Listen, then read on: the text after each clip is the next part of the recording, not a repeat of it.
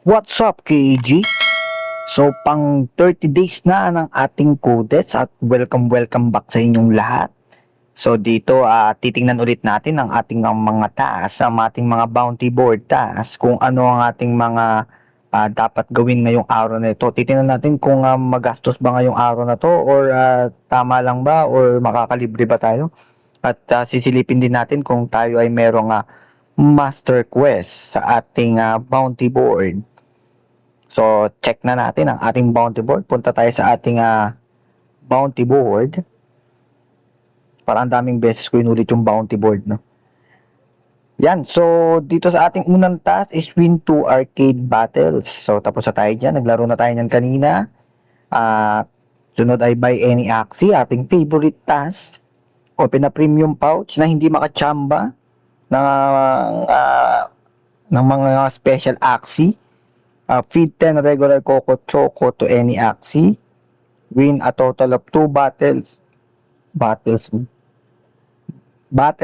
in Arena or mini tournament with 1 Don Axie in team. So, okay na rin tayo dyan. So, meron tayong isang master quest.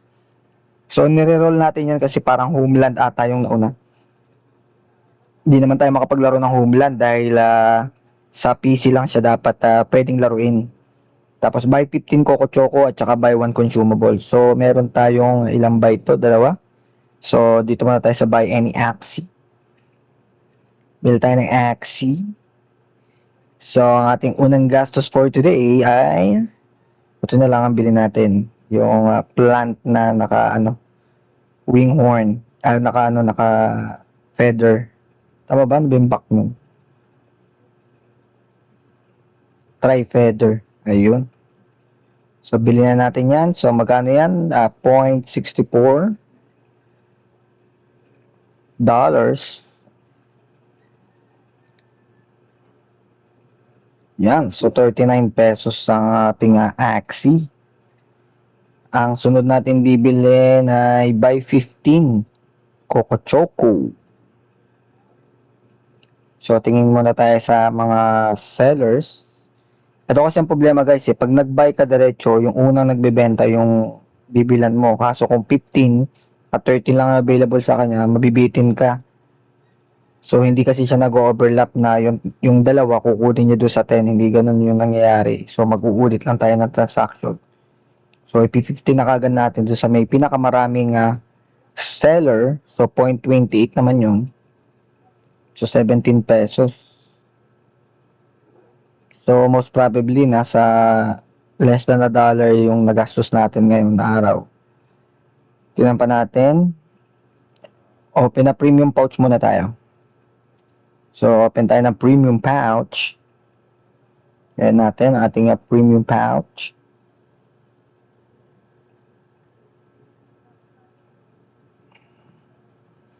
Kung sana makachamba tayo ng Axie. Kung mapapansin nyo, wala pa ako masyadong ina-update about Axie Infinity, no? Mayroon silang mga posts kung kayo ay naka-follow sa kanila sa Twitter. Pero yun nga, meron silang ipinopromote na panibagong game na collab lang naman yun. So, hindi kasi ako dun eh. Ang main paano ko kasi is, gusto ko talagang mangyari is nakapokus lang sila sa Axie Infinity, sa Atias Legacy. Kasi yun naman talaga ang inaabangan ko.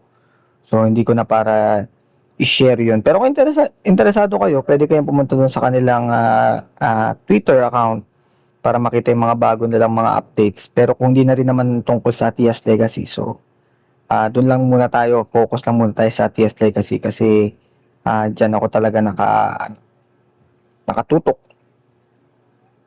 And also, may nabasa lang ako yung dating nag-champion sa Axie Classic dati.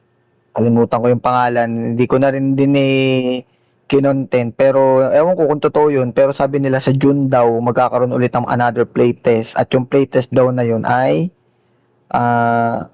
parang PvP system na. So okay siya kung sa June nga mangyayari. No? So mabilis yung sumunod na playtest. Pero siguro ganun pa rin yun. Mga free Axie pa rin ang gagamitin. Kasi hindi pa nga na-integrate sa mismong normal na game. So, sa PvP system pa kaya. So, hindi natin alam kung totoo yun. Kasi wala pa naman ako nababasang official statement ng Axie Infinity. Pero, yun yung sinabi nung nang nag-champion. Pero, siyempre, hindi natin siya tinitake as a fact dahil hindi pa naman siya official announcement ng Axie Infinity.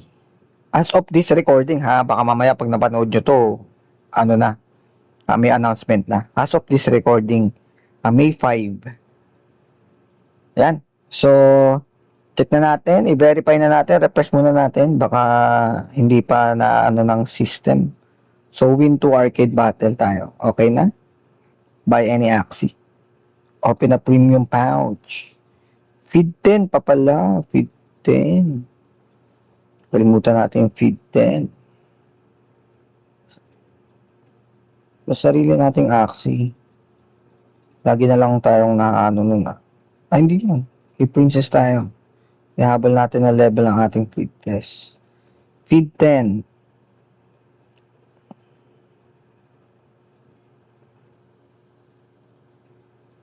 Medyo masakit to sa simula kasi lalo na kunyari naghahabol ka sa bounty board tapos kailangan mo ng mga Coco Choco tapos may task ka na feed tapos wala ka namang buy any Coco Choco so parang magdodoble gastos ka kasi.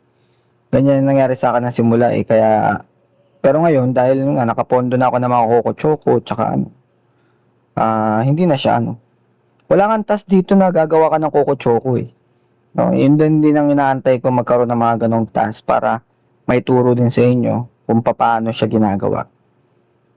Tapos ito, win a total of 2 battles on arena with Don Axie. Okay na tayo dyan. Yan. So, 200 points ulit yun. Buy 15 Coco Choco and buy 1 consumable.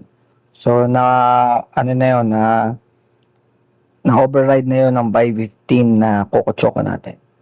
Kaya, kompleto natin bounty board. Tingnan natin ang ating rank. Kapon pang 270 plus tayo, no?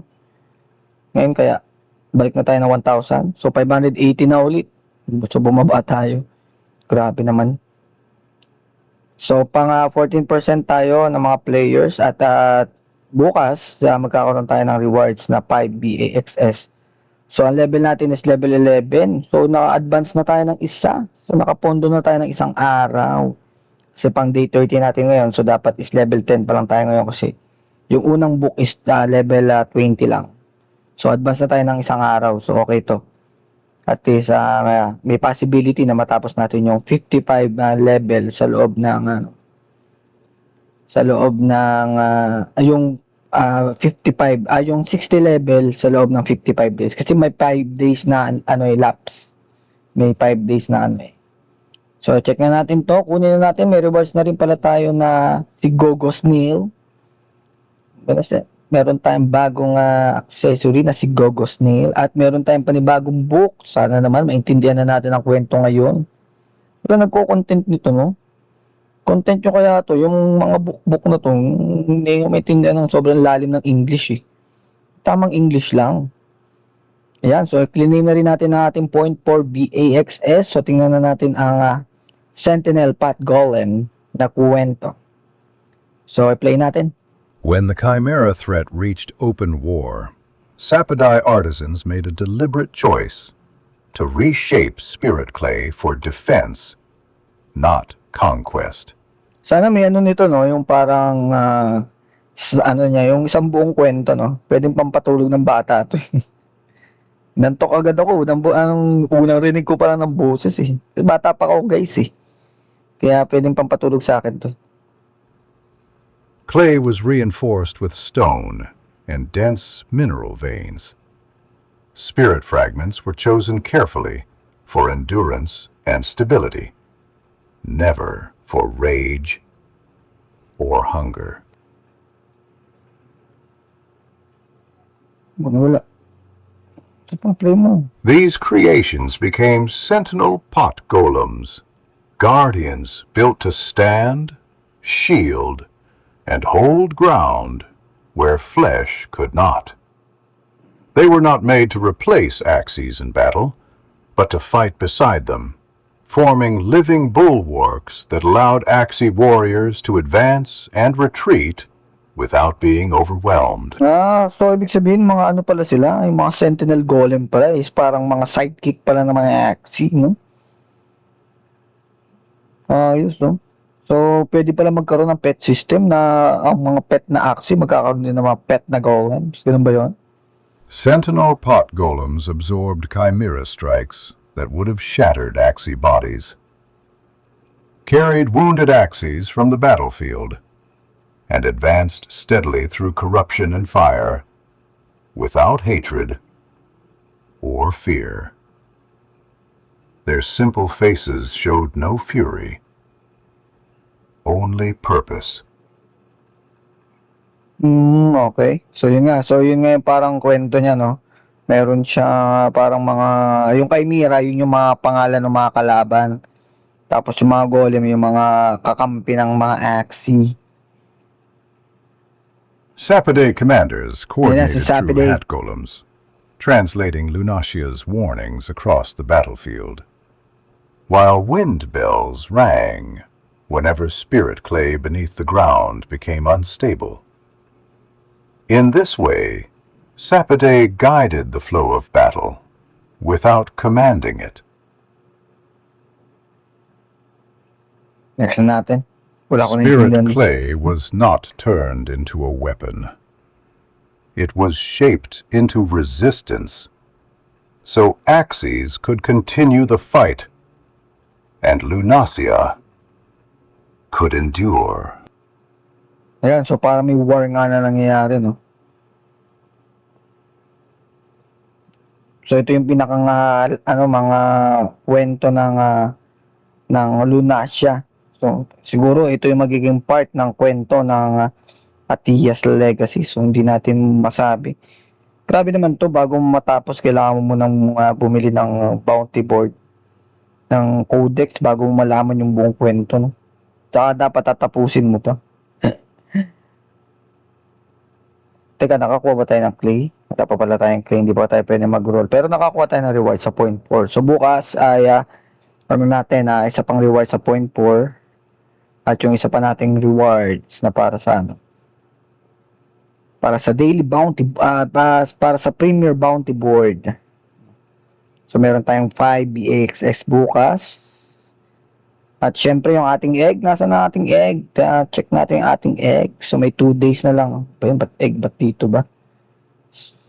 Ating egg. So 2 days na lang. Malalaman natin to. So papangalanan natin tong si KAG. Kasi unang breed natin ito ngayon sa pagko-content ko ng Axie Infinity. So titignan natin kung aseswerte yung ba tayo sa mga parts na makukuha. So poison na Axie na reptile. So, titignan natin kung ano ang tinatagong lihim nitong ating baby Axie na si Kag. Ayan. So, ayun lang, KG. Maraming salamat sa inyo, sa ating mga supporters and ating mga subscribers. Thank you so much sa inyong lahat. I-like and share lang ang ating mga video at huwag niyo kalimutang mag-comment. Comment kayo dyan kung ano tingin ninyo dito sa Axie Infinity at doon sa ating mga videos. Welcome ang inyong mga comment. Kung may mga negative reactions kayo, may mga positive kayong mga insights na pwedeng sabihin sa ating mga videos, may mga recommendations kayo, may mga topic kayo na gusto nating i-tackle, sabihin nyo lang. Yan ay ating pag-aaralan para ma-share sa inyong lahat. So maraming salamat sa inyong lahat at magkita-kita na lang tayo sa arena. Game on!